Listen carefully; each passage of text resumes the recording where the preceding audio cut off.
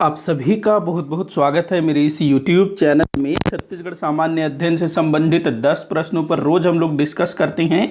सीधे हम लोग क्वेश्चन पर आते हैं। तो आज का पहला क्वेश्चन है, कौन सी जोड़ी सुमेलित नहीं है? तो सुमेलित करना है, आप लोग भी जो है सुमेलित करते जाइएगा मेरे साथ साथ। पहला दिया हुआ है, एक तरफ जो है गीत वगैरह दिया हुआ है, गीत नृत्य, और दूसरी तरफ उनके विषय, मतलब कब किया जाता है। तो सोहर गीत, सोहर गीत जो है बच्चे के जन्म के अवसर पर किया जाता है बोल रहा है, तो ये बिल्कुल सही है। जो सोहर गीत है जब बच्चे का जन्म होता है उस समय किया जाता है सोहर गीत। तो ये काफ़ी फेमस है, अक्सर पूछा भी गया है कि सोहर गीत कब किया जाता है। उसके बाद दूसरा दिया है तारा गीत। तारा गीत रात के समय कभी भी, तारा गीत रात के समय कभी भी किया जाता है बोल रहा है। तो देखो, जो तारा गीत है ना, ये बस्तर क्षेत्र में जो छेरछेरा त्यौहार जब मनाया जाता है पौष पूर्णिमा के समय, तो उस समय जो है तारा गीत बालिकाओं के द्वारा गाया जाता है। तो यहाँ पर बोल रहा है कभी भी, कभी भी रात के समय, ये गलत है। तो ये आपका जो है सुमेलित नहीं है। तो कौन सा आपका आंसर हो जाएगा? ये ब आपका आंसर हो जाएगा। आगे भी देख लेते हैं। डंडारी नृत्य होली के अवसर पर बिल्कुल सही है। धनकुल गीत तीजा पर बिल्कुल सही है। तीनों सही है, बाकी ये आपका जो है गलत है। तारा गीत कब किया जाता है? छेरछेरा पर्व के समय, पौष पूर्णिमा। अगला क्वेश्चन है, महात्मा गांधी उद्यानिकी एवं वानिकी विश्वविद्यालय की स्थापना कहाँ की जा रही है? तो ये जो है बनाया जा रहा है कहाँ पर? तो आप लोग कमेंट बॉक्स में बताइए जल्दी से।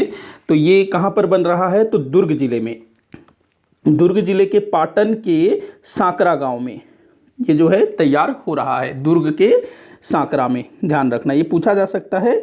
अगला क्वेश्चन है, वर्तमान राज्य सरकार द्वारा तेंदुपत्ता के संग्रहण दर में कितने रुपए की वृद्धि की गई है? तो देखो, जो तेंदुपत्ता है ना, जो कि हमारे छत्तीसगढ़ का एक प्रमुख वनोत्पाद है, तो इसको अभी जो है 4,000 रुपये इसका प्रति मानक बोरा लिया जा रहा है। मतलब एक बोरा तेंदुपत्ता का जो कीमत है 4,000 रुपये सरकार द्वारा दिया जा रहा है। पहले कितना था? पहले था ये 2,500 रुपये।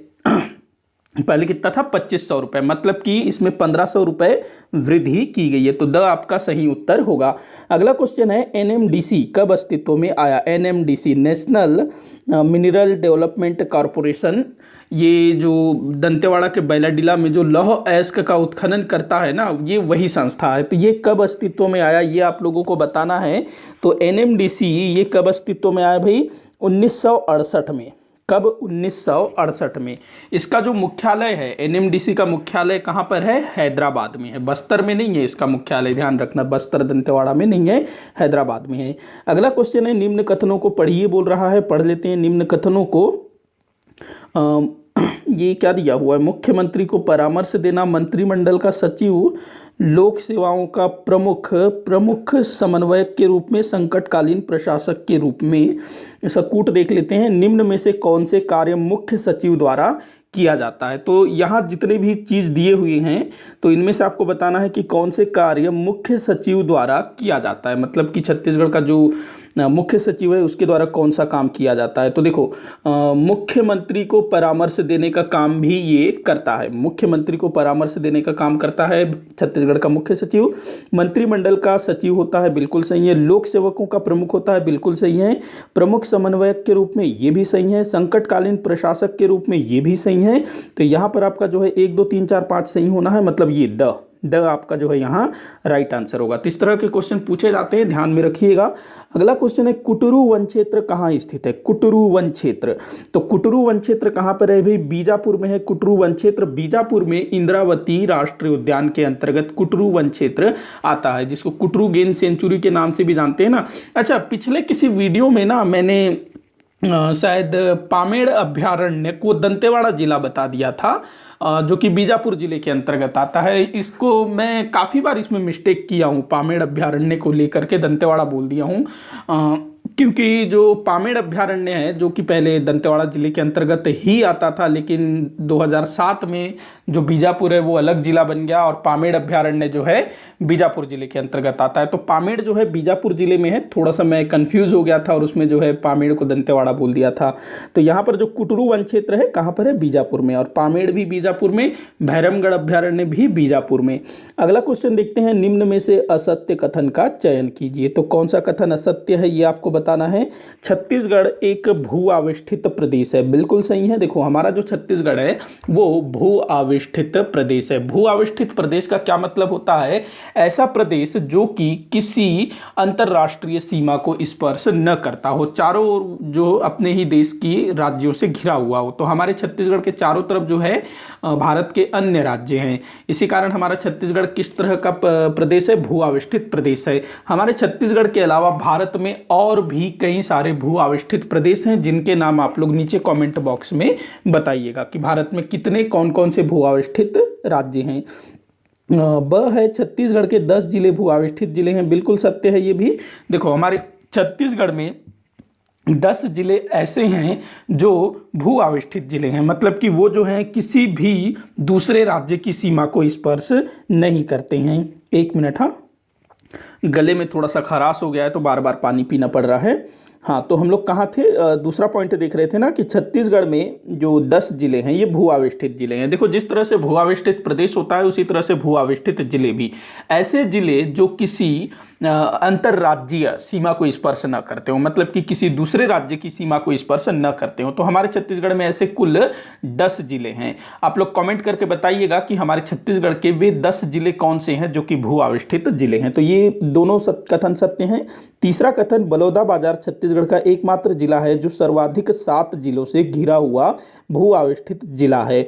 देखो ये कथन ना कुछ समय पहले तक ठीक था, लेकिन अभी जो है बदल गया है। अभी जो है ना 7 जिलों से घिरे जिलों की संख्या 2 हो गई है।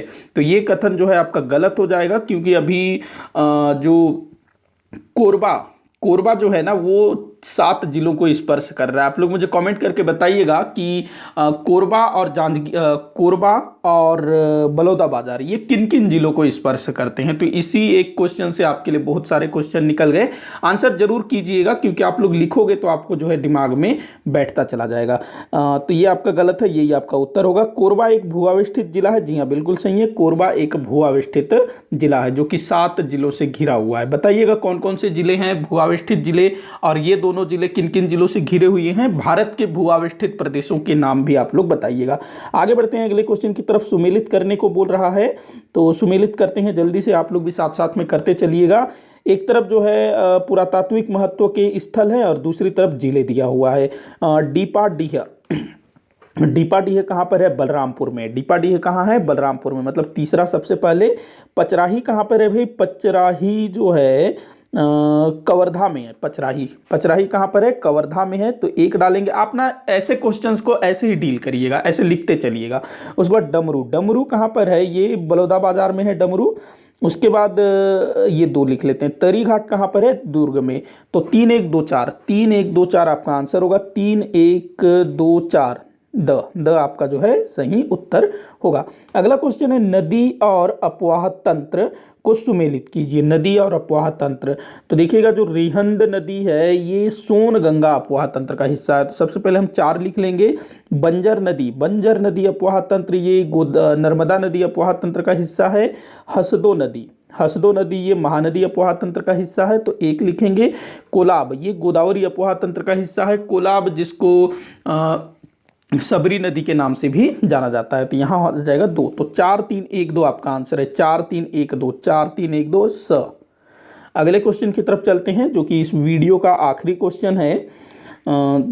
छत्तीसगढ़ के अनुसूचित क्षेत्रों की मुख्य समस्या क्या है? छत्तीसगढ़ के अनुसूचित क्षेत्र मतलब कि जो आदिवासी क्षेत्र हैं उनकी मुख्य समस्या क्या है, ये आप लोगों को बताना है। तो शिक्षा, स्वास्थ्य और परिवहन, मुझे ऐसा लग रहा है कि ये क्वेश्चन ना मैंने पीछे भी कहीं लिया था, ऐसा मुझे ध्यान आ रहा है ये क्वेश्चन, क्योंकि ये CGPSC से उठाया है मैंने ये क्वेश्चन, तो शायद मैंने कहीं पूछा था। खैर देखते हैं। अनुसूचित क्षेत्रों की मुख्य समस्या, शिक्षा, स्वास्थ्य और परिवहन। देखिएगा ये समस्या तो नहीं है, क्योंकि हमारी जो सरकार है अनुसूचित क्षेत्रों में ये सुविधाएं पहुंचाने का प्रयास कर रही है, और काफ़ी सारे क्षेत्रों में जो है पहुंचाया भी गया है शिक्षा। काफ़ी सारे जो आदिवासी क्षेत्र हैं वहाँ पर स्कूल खोले गए हैं। स्वास्थ्य सुविधाएं भी ठीक करने की कोशिश की जा रही है। परिवहन सुविधाओं को भी सुचारू किया जा रहा है। कई सारे आदिवासी गाँव हैं जहाँ की सड़कें जो है ठीक ठाक हैं, अच्छी दशा में, हॉस्पिटल है, स्कूल हैं। तो ये मुख्य समस्या इसको नहीं कहा जा सकता। स्वच्छ जल का अभाव, पानी की सुविधा भी पहुँचाई जा रही है, तो ये भी भाई नहीं है, मतलब ये भी ठीक ठाक उतनी बड़ी समस्या नहीं है। नक्सलवादी गतिविधियां एवं कानून व्यवस्था की स्थिति, स्थानीय बोलियां, ये भी कोई उतनी बड़ी समस्या नहीं है। लेकिन ये जो है ना, नक्सलवादी गतिविधियां एवं कानून व्यवस्था की स्थिति, ये फिलहाल आदिवासी क्षेत्रों की सबसे बड़ी समस्या के रूप में उभर रही है। सबसे बड़ी समस्या अभी यही है, क्योंकि जब तक ये समस्या सॉल्व नहीं होगी ना, तब तक बाकी दूसरी सुविधाएं उन क्षेत्रों में नहीं पहुंचाया जा सकता। तो अभी के लिए सबसे बड़ी समस्या क्या है? नक्सलवादी गतिविधियां एवं कानून व्यवस्था की स्थिति, क्योंकि नक्सलवादी गतिविधियों के होने के कारण उन क्षेत्रों में कानून व्यवस्था जो है सुचारू रूप से स्थापित नहीं हो पा रही है, और जब तक ये सब चीजें ठीक नहीं होंगी, बाकी चीजें जो है सही तरीके से नहीं पहुंच पाएगी। लेकिन जिन आदिवासी क्षेत्रों में नक्सलवाद समस्या नहीं है, उन क्षेत्रों में जो है विकास ठीक ठाक तरीके से हो रहा है। तो इस चीज को आप लोग ध्यान में रखेंगे। इसी के साथ आज का ये वीडियो यहीं पर समाप्त होता है। आप लोग मुझे कमेंट करके बताइएगा कि आपको वीडियो कैसा लगा, कितने क्वेश्चन सॉल्व हुए, जरूर बताइएगा। वीडियो को आखिर तक देखने के लिए बहुत बहुत धन्यवाद।